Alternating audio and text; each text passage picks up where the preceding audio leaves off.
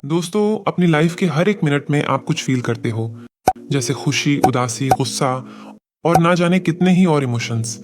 यहाँ तक कि अगर आप न्यूट्रल या बेपरवाह भी फील कर रहे हो, तो वो भी एक फीलिंग है। इमोशंस को हम उतनी अहमियत नहीं देते जितनी देनी चाहिए। इमोशन का हम पर फिजिकल और मेंटली इम्पैक्ट पड़ता है, लेकिन अक्सर इन्हें सिर्फ परेशान करने वाली चीज के तौर पर देखा जाता है। सही गाइडेंस के बिना इमोशंस को कंट्रोल करना बेहद मुश्किल है।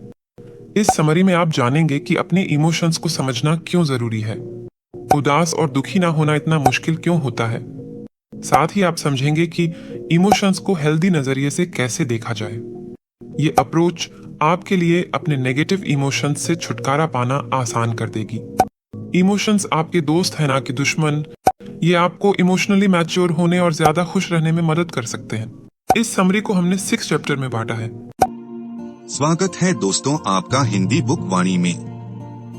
अगर आप चैनल पर नए हैं तो चैनल को सब्सक्राइब करें, बेल आइकन पर क्लिक करें और वीडियो को लाइक करें, जिससे हमें मोटिवेशन मिलता है नए बुक समरी लाने के लिए। Chapter 1, how your survival mechanism affects your emotions. आपकी आज की लाइफ आपके पूर्वजों की लाइफ से बहुत अलग है।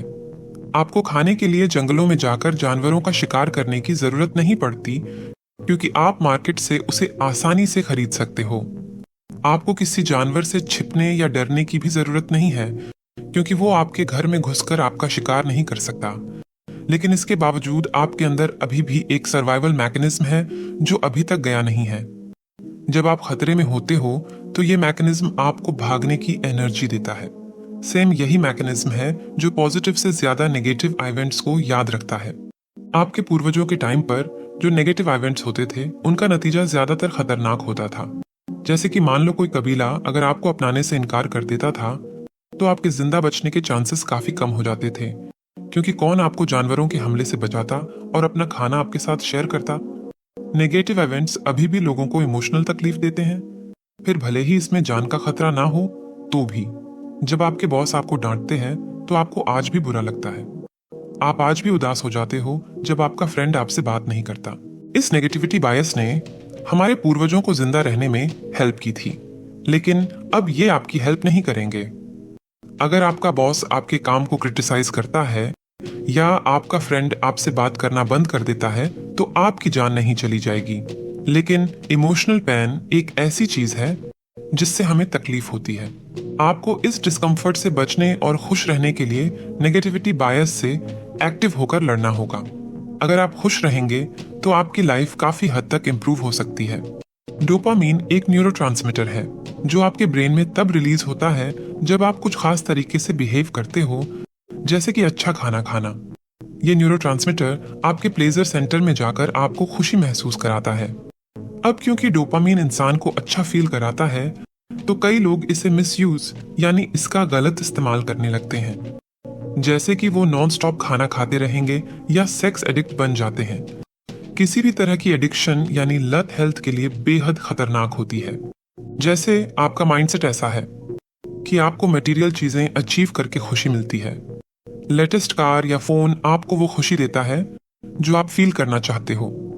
दूसरी मटेरियल चीजों की तरह आप अपनी फैंसी कार या नए फोन के साथ बिजी हो जाते हो। ये आपको खुशी तो देगा, लेकिन सिर्फ कुछ ही समय के लिए। इसे हेडोनिक एडेप्शन कहते हैं।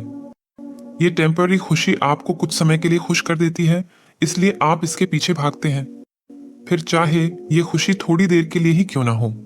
हम सबके अंदर कुछ लेवल की खुशी होती है। ये हर इंसान के लिए अलग अलग हो सकता है। कुछ लोग नेचुरली खुश रहते हैं और कुछ न्यूट्रल रहते हैं। आपकी खुशी का लेवल तब ऊपर चढ़ जाता है जब आप कुछ ऐसा करते हो जो आपके डोपामीन न्यूरोट्रांसमीटर को ट्रिगर करता है। अब जरा फिर से नई कार या नया फोन लेने के एग्जाम्पल पर चलते हैं। कार या फोन खरीदने से आपकी खुशी के लेवल में स्पाइक आता है, लेकिन बाद में ये वापस बेसलाइन पर चला जाता है। तो क्या इसका मतलब ये हुआ कि आपको खुशी के पीछे नहीं भागना चाहिए, क्योंकि ये हमेशा हायर लेवल पर नहीं रहने वाली? बेशक नहीं। द हाउ ऑफ हैप्पीनेस के ऑथर सोंजा लिबोरिस्की के हिसाब से खुशी का एक परसेंटेज होता है।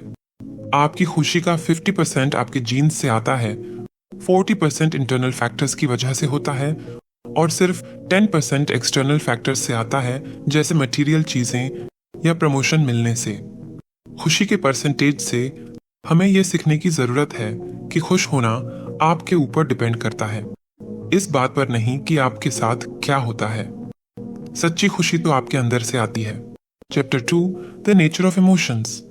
अपने इमोशंस को हैंडल करना ट्रिकी हो सकता है, खासकर तब जब वो नेगेटिव होते हैं। आप तुरंत अपने गुस्से या फ्रस्ट्रेशन को कंट्रोल नहीं कर सकते, चाहे आप कितनी भी कोशिश कर लें। लेकिन अपने इमोशंस को हैंडल करना पॉसिबल है, ये समझकर कि ये सिर्फ थोड़ी देर के लिए आते हैं और फिर चले जाते हैं। जैसे नीलोप को ये सोचकर चिड़चिड़ाहट होती है कि वो देर से उठी है।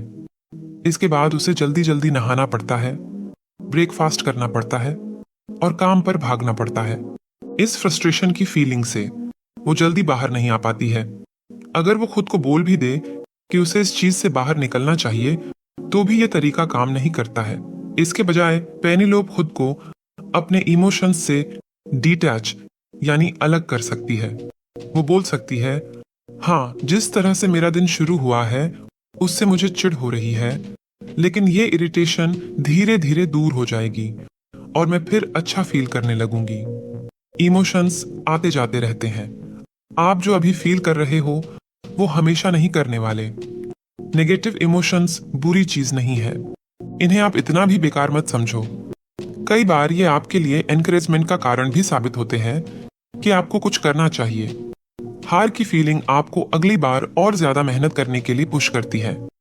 किसी अपने का खोना आपको उन लोगों की कदर करवाने लगता है जो आपके पास अभी मौजूद है। अगर आप अभी भी नेगेटिव इमोशन से डील करते करते परेशान हो चुके हैं, तो उस टाइम को याद करो जब आपने उन्हें पास्ट में एक्सपीरियंस किया था। आप इस चैलेंजिंग सिचुएशन को पहले भी फेस कर चुके हैं और तब भी आप उससे निकल पाए थे। चाहे आपको कितना भी बुरा क्यों ना लग रहा हो, आपको पता होना चाहिए कि ये फीलिंग भी चली जाएगी। नेगेटिव इमोशन से डील करने का एक और हेल्दी तरीका है। इस बात को याद रखें कि ये आपको डिफाइन नहीं करते। अगर आप डिप्रेस्ड हो तो इसका मतलब ये नहीं है कि आपको डिप्रेशन है। इसका ये मतलब भी नहीं है कि आप एक फेलियर है।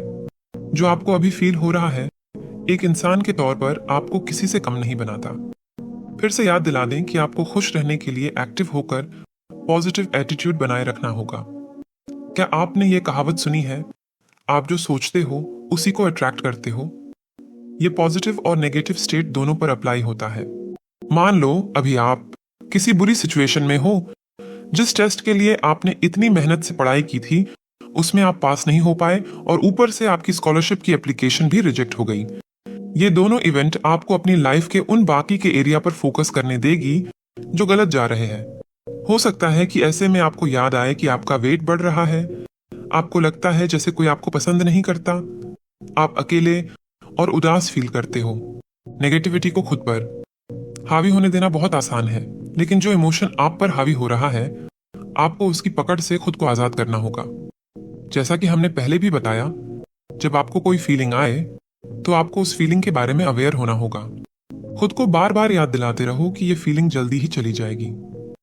ये आपको अपने इमोशंस को और उन्हें क्या ट्रिगर करता है, इस चीज को ट्रैक करने में भी मदद करेगा। आइए इसे एक एग्जाम्पल से समझते हैं। सोफिया को एहसास हुआ कि गलती करने से उसे गुस्सा आता है। वो छोटी छोटी गलतियों पर खुद पर गुस्सा करती है। सोफिया ने इसे एक पेपर पर लिखा और जब भी उसे गुस्सा आता वो खुद को ऑब्जर्व करने लगती। अक्सर वो पास्ट में की गई अपनी दूसरी गलतियों पर भी फोकस किया करती थी। ऐसा सोचने से सोफिया खुद से यही कहेगी कि वो कभी कुछ सही नहीं कर सकती और वो एक लूजर है। लेकिन सोफिया ने इस नेगेटिव साइकिल से बचने का एक तरीका ढूंढ लिया था। वो खुद को याद दिलाती थी कि वो भी एक आम इंसान है और उससे भी गलतियां हो सकती है। सोफिया खुद को ये भी याद दिलाती कि उसने अपनी लाइफ में कुछ अचीवमेंट भी तो किया है। थॉट्स के नेगेटिव साइकिल को रोकने के लिए खुद को ऑब्जर्व करने की आदत डालो। पता लगाओ कि आपके इमोशंस को क्या ट्रिगर करता है। उस दौरान आप खुद को क्या क्या कहते हैं। वो कौन सी चीज है जिसने आपको इस नेगेटिव साइकिल से बाहर निकलने में मदद की थी और आपने उससे क्या सीखा। Chapter 3, changing your interpretation. External factors सिर्फ आपकी खुशी के लिए 10% जिम्मेदार होते हैं। एक्सटर्नल फैक्टर्स के एग्जाम्पल में आता है कि आपके पास कितना पैसा है। दूसरा एग्जाम्पल होगा लाइफ में कोई चीज अचीव करना, जैसे कि 30 से पहले शादी कर लेना। ज्यादा स्पेसिफिकली बोले तो ये चीजें असम्पशंस यानी अनुमान कहलाती है। ये असम्पशंस चाहे कितने भी छोटे क्यों ना हो, फिर भी आप पर असर डालते हैं। यही वजह है कि आपको इन चीजों को अलग नजरिए से देखना होगा। ये एक प्रॉब्लम है। अगर ये प्रॉब्लम जो आप अभी फेस कर रहे हैं सच में प्रॉब्लम ना हुई तो? केटी ने ये अफवाह सुनी थी कि शायद उसे जॉब से निकाला जा सकता है। शुरू में उसने सोचा अगर ऐसा हुआ तो बड़ी प्रॉब्लम हो जाएगी, लेकिन फिर उसने इसे एक अपॉर्चुनिटी के तौर पर देखा कि वो अब अपने ड्रीम जॉब को फॉलो कर सकती है। मुझे शादी करके बच्चे पैदा करने चाहिए। ये एक्सपेक्टेशन आमतौर पर पेरेंट्स और सोसाइटी की तरफ से की जाती है। सिर्फ इसलिए कि लोग ऐसा बोल रहे हैं, इसका ये मतलब नहीं हुआ कि आपको सच में ऐसा करना चाहिए। शादी करना और बच्चे पैदा करना आपकी अपनी मर्जी से होना चाहिए, न कि दूसरों के प्रेशर में आकर। मुझे फ्यूचर के बारे में सोचकर डर लग रहा है। हर किसी को डर लगता है।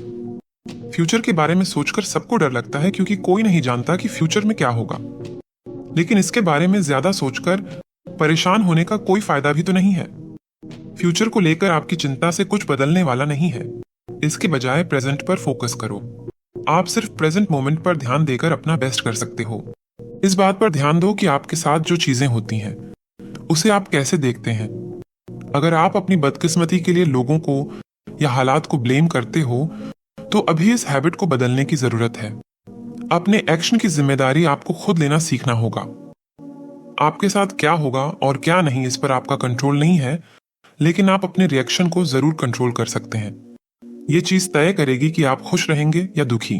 Chapter 4, letting go of your emotions. Life में अगर खुश रहना है तो अपने इमोशंस को दिल में दबाकर मत रखो। गुस्सा, कड़वाहट और बाकी नेगेटिव इमोशंस आपको मेंटली और इमोशनली डैमेज कर सकती है। इससे पहले के चैप्टर्स में हम ये चीजें पहले ही डिस्कस कर चुके हैं और ये बताने की जरूरत नहीं कि इसमें फिजिकल मैनिफेस्टेशन भी नजर आते हैं। जैसे कि जब आपको गुस्सा आता है तब आप कैसा फील करते हैं। आपके दिल की धड़कन बढ़ जाती है, आपकी हथेलियां पसीने से भीग जाती है, आपको गर्मी महसूस होने लगती है और आप किसी भी चीज पर कंसंट्रेट नहीं कर पाते। इसलिए ये जरूरी है आप अपने इमोशंस को दिल में दबाकर ना रखें। सबसे पहले अपने इमोशंस को खुद से अलग करके ऑब्जर्व करो। जब पेनी के बॉस ने तीसरी बार उसके काम में करेक्शन किया तो उसे बड़ा स्टूपिड जैसा फील हुआ। उसे ऐसा लगा जैसे वो ये जॉब और पोजीशन डिजर्व ही नहीं करती है। ऐसे में पेनी के लिए स्टूपिड फील करना नॉर्मल था, लेकिन उसने डिसाइड किया कि वो खुद को इस फीलिंग से डिटैच्ड यानी अलग रखेगी। उसने सोचा मुझे स्टूपिड जैसा फील हो रहा है, लेकिन मैं स्टूपिड हूं नहीं। खुद को इमोशन के साथ जोड़कर देखना और इमोशन को खुद से अलग चीज के तौर पर देखने में बहुत फर्क होता है। उसने खुद को नेगेटिव बातें सुनाने से भी रोका। ऐसे में आमतौर पर पेनी उन पलों को याद करने लगती थी जब उसने स्टूपिड जैसा फील किया था। ये चीज उसे खुद के बारे में और भी बुरा फील कराती थी, तो पेनी ये सोचकर अपने स्टूपिड फील करने की फीलिंग को बढ़ाना नहीं चाहती थी। सेकंड, अपने इमोशन को एक लेबल दो। इमोशन को एक ऐसी चीज समझो जो टेम्पररी है। जैसे आप कोई कपड़ा पहनते हो तो उसे बदलते भी तो हो। इमोशंस आपको डिफाइन नहीं करते। अपने इमोशंस को देखने का नजरिया चेंज करने के लिए उस चीज पर वापस जाओ जो पेनी ने किया था। ये सोचने के बजाय कि मैं दुखी हूं, इस स्टेटमेंट को एकदम अलग तरीके से फ्रेज करो, जैसे मुझे दुख हो रहा है या मुझे दुख महसूस हो रहा है। ये चीज आपके और आपके इमोशन के बीच कुछ दूरी क्रिएट करेगी। इस तरह आपके लिए उनसे दूर होना आसान हो जाएगा। थर्ड, अपने इमोशंस को पकड़कर मत रखो, उन्हें जाने दो। ये समझो कि ऐसे दो कारण हैं जिनकी वजह से आप अपने इमोशंस पर डिपेंडेंट हो जाते हैं। पहला ये कि ये उस स्टोरी या उन बातों को और मजबूत कर देता है जो आप खुद को सुनाते हो। जब आप उदास होते हो तो उस वक्त आप और ज्यादा दुखी फील करना चाहते हो। ये बड़े अफसोस की बात है कि आम तौर पर लोगों के अंदर खुद को तकलीफ पहुंचाने की टेंडेंसी होती है। दूसरी बात, आपको लगता है कि आप अपने इमोशंस हो, लेकिन आपको पता है कि ये बात क्यों सच नहीं है। आप तब तक परेशान रहोगे जब तक आप खुद को अपनी फीलिंग्स के साथ जोड़ना बंद नहीं करोगे। एमिली को अधूरापन सा महसूस होता है। अपने फ्रेंड्स और कलीग्स की तुलना में वो खुद को लूजर समझती है। वो लोग इतने पर्सनल माइलस्टोन्स अचीव कर रहे थे कि एमिली को उनसे जलन होने लगी थी। तो एमिली ने डेली गोल्स की एक टू डू लिस्ट बनाई। उसे खुद पर गर्व महसूस करने की जरूरत थी। उसने वो गोल्स लिस्ट से हटा दिए जो एक दिन में करना नामुमकिन था। जैसे कि एमिली ने लिखा कि वो अपनी हेल्थ को इम्प्रूव करने के लिए 1 घंटा जॉगिंग करेगी। लेकिन सक्सेसफुली 1 घंटा जॉगिंग करने के लिए डेली प्रैक्टिस करने की जरूरत होगी। इसके लिए आपको अपनी बॉडी को ट्रेन करना पड़ेगा। उस गोल को अचीव ना कर पाने की वजह से एमिली को लगा कि वो किसी काबिल नहीं है। एमिली के लिए यह सोचना और भी बुरा साबित होने लगा था कि वो नाकाबिल है। यही वजह थी कि उसने धीरे धीरे ये डिसाइड किया कि वो अपनी फीलिंग्स को पकड़कर नहीं रखेगी। ये सोचना गलत होगा कि वो काबिल नहीं है। एमिली ने अपने डेली गोल्स चेंज करके अचीवेबल बनाए और अब उसे स्ट्रेस वाली फीलिंग नहीं आती थी। सबसे इंपॉर्टेंट बात तो ये थी कि एमिली को अपने माइलस्टोन अचीव करने से धीरे धीरे कॉन्फिडेंस आने लगा था। फोर्थ, अपने इमोशंस को लेट गो करने के लिए द सेडोना मेथड सीखो। द सेडोना मेथड हेल्ड वोस्किन की बुक का एक कॉन्सेप्ट है। ये आपको 3 अलग अलग तरीके से इमोशंस को रिलीज करने में हेल्प कर सकता है। पहला तरीका है अपने इमोशंस को पकड़ो मत। नेगेटिव इमोशंस को कभी पकड़कर नहीं रखना चाहिए, उन्हें निकल जाने दो। सेकंड तरीका है कि उन इमोशंस की अपनी लाइफ में एक स्पेस बनाने दो। ऐसा करके आप जो महसूस कर रहे हैं उसे स्वीकार करते हैं, लेकिन उनसे चिपके नहीं रहते या उन्हें अपनी पहचान नहीं बनने दे रहे। आप बस उन्हें आने दो। थर्ड तरीका है उन्हें वेलकम करो। इसमें आप बिना किसी जजमेंट के अपने इमोशंस को एक्सेप्ट करते हो। उन्हें करीब से ऑब्जर्व करके आप जान पाओगे कि ये इमोशंस आखिर आ कहां से रहे हैं। द सेडोना मेथड के अनुसार अपने इमोशंस को लेट गो करने के लिए आप ये 5 स्टेप्स अप्लाई कर सकते हैं। स्टेप 1, एक खास इमोशन पर फोकस करो जिस पर आप काम करना चाहते हो। जरूरी नहीं है ये वो इमोशन हो जो आप स्ट्रांगली फील करते हैं। ये कोई सिंपल इमोशन भी हो सकता है, जैसे कि लंबी लाइन को देखकर चिढ़ फील करना। सेकंड और थर्ड स्टेप में आपको खुद से ये सवाल पूछने होंगे। ये उस अप्रोच पर डिपेंड करता है जो आप पहले बताए गए तीनों तरीकों में से चुनेंगे। फर्स्ट तरीके के लिए, क्या मैं इस फीलिंग को जाने दे सकता हूं और क्या मैं इस फीलिंग को जाने दूंगा? सेकंड तरीके के लिए, क्या मैं इस फीलिंग को यहां रहने दे सकता हूं? क्या मैं इस फीलिंग को यहां रहने दूंगा? थर्ड तरीके के लिए, क्या मैं इस फीलिंग को वेलकम कर सकता हूं और क्या मैं इस फीलिंग को वेलकम करूंगा? पूरी तसल्ली के साथ हर सवाल का जवाब ईमानदारी से देने की कोशिश करो। यहां कोई गलत या सही जवाब नहीं है। इसे समझने का बस एक तरीका है कि आप क्या फील कर रहे हो, ये समझो और फिर उस फीलिंग को आने दो। स्टेप 4 है खुद से पूछना, कब? आपका जवाब हमेशा होना चाहिए अभी। आपको इस फीलिंग से छुटकारा पाना है। बहाने मत बनाओ। आपको इसे रिलीज करना ही होगा, चाहे कुछ भी हो जाए। स्टेप 5 है पूरे प्रोसेस को फिर से रिपीट करो जब तक कि आपने जो इमोशन फोकस करने के लिए चूज किया है वो दूर ना हो जाए। द सेडोना मेथड सुनने में इतना सिंपल लगता है कि ये इफेक्टिव होगा या नहीं, इस बात पर डाउट होता है ना? लेकिन कई बार सिंपल से सिंपल चीजों का भी लाइफ पर सबसे गहरा इम्पैक्ट पड़ता है। अगर आपको इस प्रोसेस पर भरोसा नहीं भी है तो भी आप इसे ट्राई तो कर ही सकते हैं। डेली अपने इमोशंस को जाने देने की प्रैक्टिस करो। जल्द ही आप अपने इमोशंस के मास्टर बन जाओगे। Chapter 5, how emotions can guide you in the right direction. Emotions आते जाते रहते हैं, लेकिन सिर्फ इसलिए कि वो टेम्पररी है इसका मतलब ये नहीं है कि ये आपकी लाइफ चेंज नहीं कर सकते। कोई भी लाइफ में अनकंफर्टेबल या दुखी फील नहीं करना चाहता है ना? लेकिन ये फीलिंग्स कई बार एक साइन भी हो सकती है। इमोशंस आपको एक मैसेज भेजते हैं और आपको उन्हें अनदेखा नहीं करना चाहिए। अब जैसे एक एग्जाम्पल लेते हैं। हैरियट हमेशा स्ट्रेस में रहती है।